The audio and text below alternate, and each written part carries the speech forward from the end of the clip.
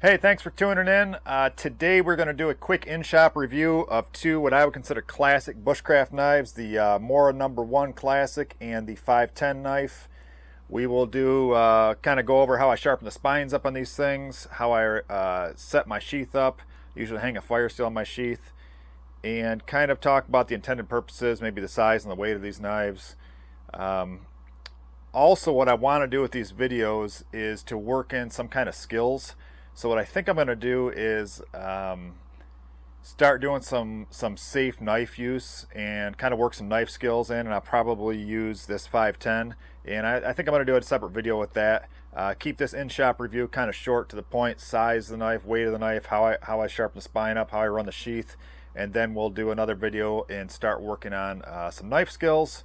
If you guys have any suggestions for skills or products you want me to review, hit that comment down below there, and stay tuned.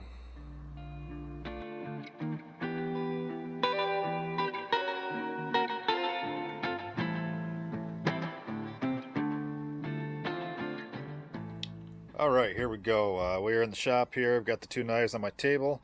As you can see, these two knives are very comparable in length, blade shape. My guess is they're using the same blade for these. These are carbon steel. The top one is the #1 Classic. As you can see, it's that thinner carbon steel. My thoughts on that is, for a lot of chores, thin blades slice better. So a lot of these Mora knives have a background in woodworking. So they're kind of that's the Scandinavian bevel that's flat on either side here, is a woodworking bevel, and basically these knives have their roots in woodworking and carving and that type of thing, but they also transfer over to an everyday use type knife into food prep, game, that type of thing. But their main kind of purpose is woodworking, and that's kind of their roots. So that thin blade, I can do a lot with a thin blade like that. I'm not overly concerned with strength, depending on what you're doing with them. So I have no issues with a thin blade, and for a lot of certain chores, for carving and for food prep and that type of thing, that thin blade is actually an advantage to you. So size wise, both these knives are about the same size. Let's see, put a ruler on them here. They are, I would say, we're looking at just over 8 1/4 there for the 510, and maybe 7 7/8 for the #1. The #1 has a little shorter handle. Blade length, we're at about 3 3/4 inch blade length for both of those. Handle size and shape, the handle on this 510 is a little longer. I would say the barrel shaped handle on this #1 here is probably a little wider and a little thicker. The handle's a little shorter. It tapers down nice. Like I said, though, this is a woodworking, a carving type handle. I've got pretty good size hands. I'm 6'2". I'd say size large glove is what I wear, and this still fills my hand pretty well if I want to put a good firm grip on it, and it does well for that type of stuff. 510, about the same thing. It's got a little bit of a maybe finger groove here, not much of a groove, but a little bit of something. About the same size handle. I'd say this fills my hand a little bit more, but this is also a very comfortable handle. Both these knives really excel as a lightweight, practical, kind of do-all, multi-purpose chores.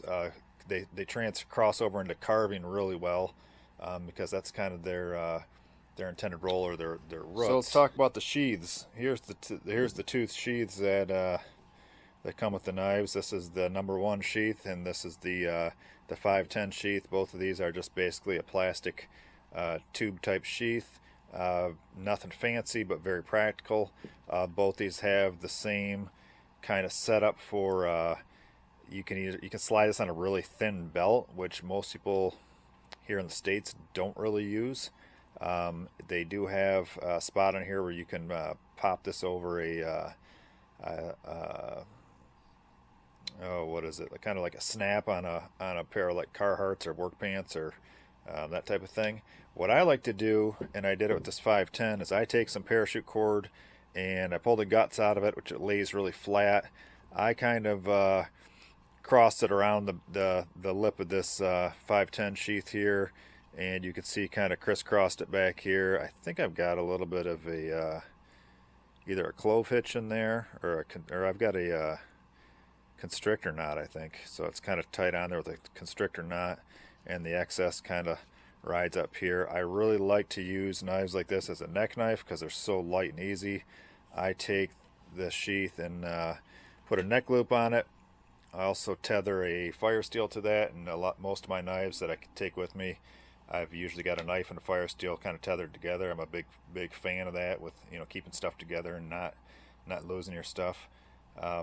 So that's kind of how I run these sheaths. They'll slide into a front pocket really easy.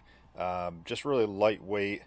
This 510 sheath does have a little bit of a click as it goes in that sheath, where this #1 sheath is just basically a kind of a friction fit. So I'd say the 510 sheath might be a little more secure, but I've used these a ton and haven't had any issues with them. So there is kind of a quick look at the knives, the sizes, handle shapes, intended use, sheaths. Now we will talk to you guys on what I do to tune these things up. So what I like to do right from the factory, the blades are razor sharp. Sharpening, I've got some other videos on sharpening, about sharpening the Scandinavian bevel, laying it flat on a sharpening stone. I like to keep that flat bevel. That flat bevel makes them easy to sharpen.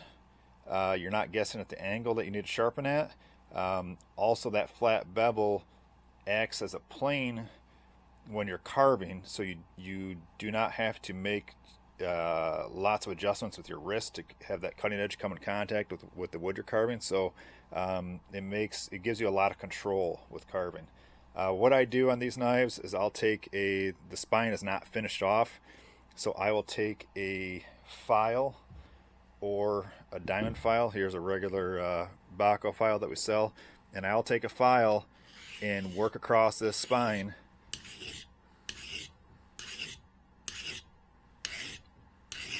You could do this on a grinder. Be careful on a bench grinder. Don't get too crazy, carried away. Some type of sander. I've done that, but a hand file like that's no big deal. You can do that. I like these Easy Lap diamond files, and I will take a diamond file and kind of get this thing squared off, and I'll touch it on the side just a little bit here to take that burr off there. But what I'm looking for is a 90-degree edge here, and I want this the spine to be flat here on the top, 90-degree edge on the side, and have a little bit of bite to it. And that way, when I want to run my fire steel, I can get right in there, and it works great as a scraper. So to me, that's a really handy setup. Another great thing about both of these knives is they are very inexpensive. We're talking 15 bucks or less for a knife that will do a lot of chores, a lot of work in the bush. Mora steel, the steel they use over there, and the heat treat is fantastic. If you have not used a carbon steel Mora knife, you should buy one, and using it and sharpening it will probably spoil you as compared to other knives on the market. The quality of the steel they're using and the heat treat they have in these knives is excellent. It's honestly tough to beat, especially in an inexpensive knife. It's very tough to beat. So yeah, so I hope that gives you guys an idea of size-wise on these knives, kind of intended purposes. And like I said, we'll probably do another video, and I'll use this 510, and we'll start working on a few basic knife skills. So hope that gave you guys some good information, and thanks for watching. Well, that was the video. Hope you guys enjoyed that and maybe learned something. Do me a favor, like, subscribe, follow us. I've got links down below to my website, bensbackwoods.com, our Facebook, our Instagram. Thank you.